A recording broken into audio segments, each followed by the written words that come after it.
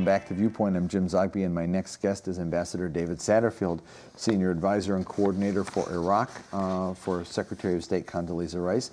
Served on the National Security Council as Director for Near Eastern and South Asian Affairs, former U.S. Ambassador to Lebanon, and a regular show host, guest rather, on the show.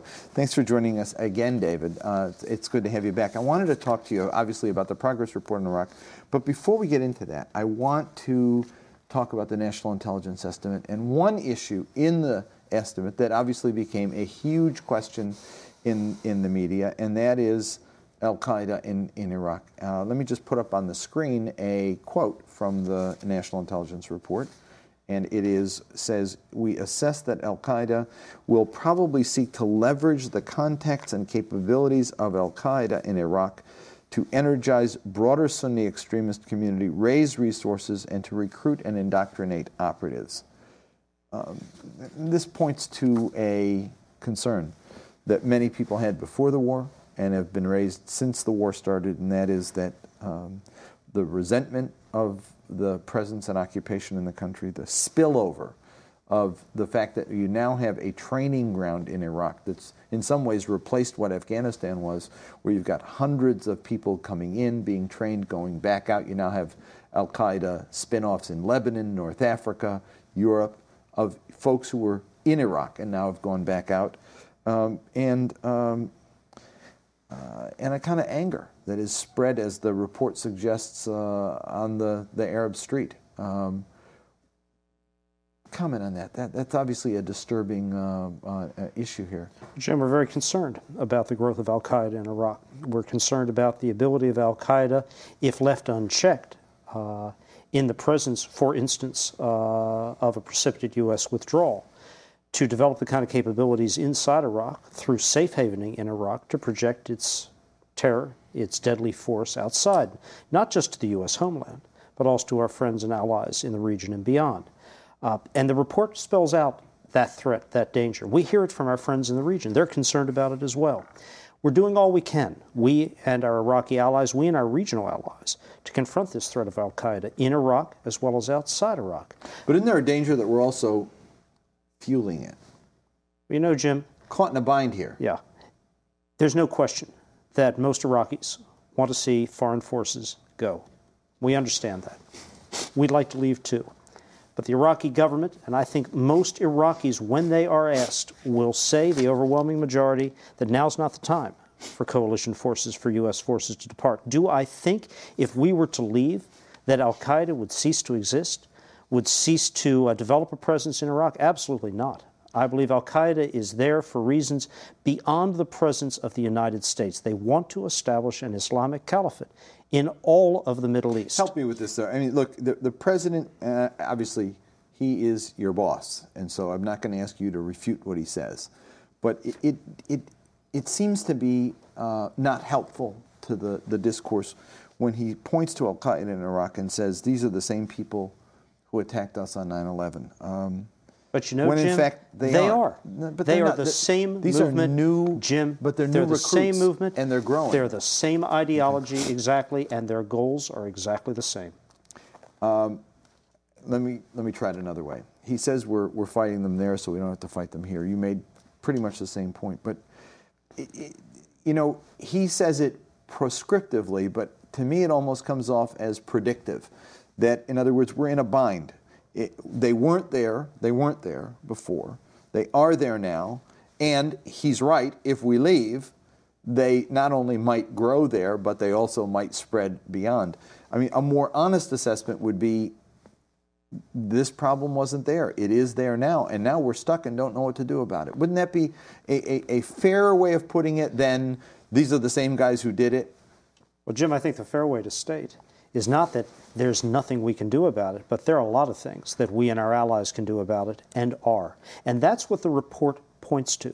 The NIE notes that international cooperation, and a big part of that is regional, Middle Eastern cooperation, against al-Qaeda has succeeded in degrading the capabilities of al-Qaeda as an effective force. They are still a serious threat. We don't understate that at all. But to say that nothing has been done or can be done to address that threat is simply wrong. Things are being done. There are those who suggest in response to this, and I've read some of the experts who've been quoted saying that al-Qaeda is now stronger than it was, in part because of Iraq, and that becomes a disturbing issue. They are not as strong in Iraq as they were a year ago. In fact, I would argue they're not as strong as they were 6 months ago. We have seen a significant, meaningful deterioration in their capabilities and presence in Iraq. They are still a formidable threat. But it's a threat that has been degraded. It's been degraded not just because of our efforts and because of external efforts. It's also been degraded because Iraqis themselves, in Anbar and increasingly elsewhere, in Saladin province, in Diyala province, in Baghdad, are fed up with these people, and they're moving against them. I want to ask you about that because this gets us to the heart of the Iraq Progress Report. We've taken a new approach to fighting al-Qaeda, and the stories are that we're now helping to support some of those who were insurgents, arming and providing support for them, and they've taken on the fight against al-Qaeda as a group that is an intruder into their country and into their politics by provoking, as they have, the Shia in the country. But some in the Iraqi government are concerned about that. They say it undervalues them. It certainly undervalues the role of the Iraqi military.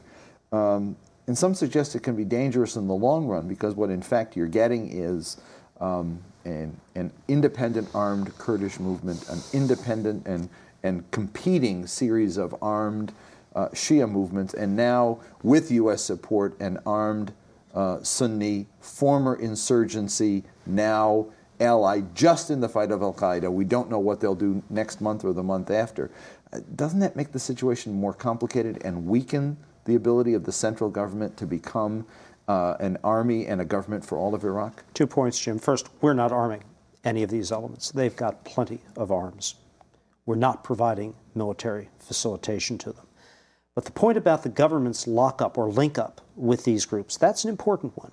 We have a coordination cell, an engagement cell, in which we and our Iraqi government partners work jointly on how we reach out to these groups that you've called former insurgents, how we bring them not just into the fight against al-Qaeda, but bring them into the national struggle to establish an Iraqi state. And that's something the central government is very much involved with. Are there concerns? Yes, there are. But those concerns are being addressed as the government works with us and works with these groups to help bring them into the national life. And that's a very important step if it can be carried forward in a comprehensive manner. If you want to call and join the conversation, it's 001-202-842-5056. If you're calling from the U.S., it's 1-800-528-2090. We're talking to David Satterfield. Ambassador Satterfield is the top advisor on Iraq to the Secretary of State. The midterm progress report had 18 areas to look at. 8 were given a satisfactory progress, 8 were given a no progress, and 2 were sort of mixed. Anthony Cordesman, who's done the show a number of times, sort of scoffed at it, said there was no progress on any front. And in particular looked at a couple of the political areas, the changing the Constitution, creating reconciliation, and said in effect what the report did was kind of kick that ball down the line a bit, and we're giving them progress for not acting now, but not acting negatively either. I read it, and frankly, the progress areas were a bit flimsy. Does that worry you? Are we making maybe too much out of this and setting ourselves up for failure in September when we simply aren't going to be able to give passing grades around? Well, Jim, with all respect to Tony Cordesman, we don't believe that the report blurred where progress has genuinely been made or where it hasn't been made. And the chapeau, the introduction to the report, spoke very tellingly, I think, to the issue beyond those 18 narrow benchmarks. It talked about the fact that on security, progress in certain meaningful areas had been made.